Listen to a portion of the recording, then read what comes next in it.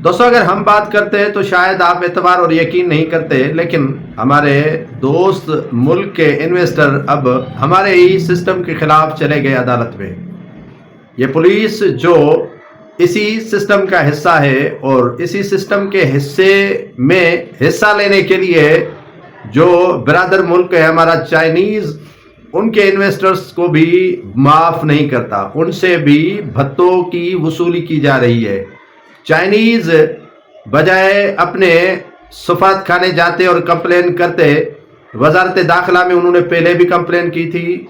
उन्होंने सिंध गवर्नमेंट को खुला खत लिखा था कि हमें बुर्ज खलीफा पर जो फ्लैट दिलवाने के लिए हमें ठेका देने की पेशकश की गई है,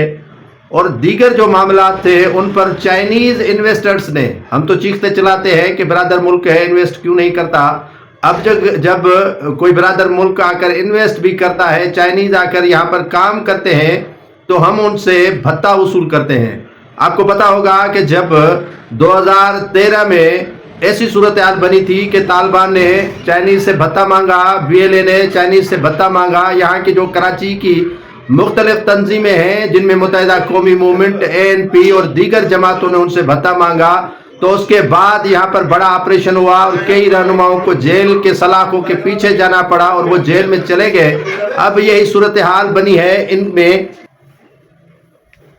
वो सीधे अदालत चले गए हैं। सिंध हाई कोर्ट में उन्होंने पुलिस पर पटिशन दायर की है। पुलिस जो स्याह सफेद की मालिक है, जिसे चाहे अगवा कर ले, जिसे चाहे मावरा अदालती कत्ल कर ले, ये हम बोलकर चीख कर जो है वो थक गए हैं कि यहाँ सिस्टम कब ठीक होगा। यहाँ सिस्टम की जो धज्जियां उड़ाई गई हैं, उस उड़ाई जाने वाली धज्जियों को कब जो है वो अपनी जगह पर खड़ा किया जाएगा, लेकिन कोई सुनने के लिए तैयार नहीं है। चाइनीज कहते हैं कि तंग आयत जंग आयत, जंग तो उन्होंने नहीं की, अलबत्ता उन्होंने एक पटिशन दायर की और पटिशन दायर की अदालत में और गए सिंध हाई कोर्ट में, और उसी पुलिस के महकमे के उन नाल अफसरान के खिलाफ नोटिस जारी किए गए हैं। ये हाल है हमारी पुलिस का, ये हाल है हमारी सिंध गवर्नमेंट का, ये हाल है हमारे सिस्टम का।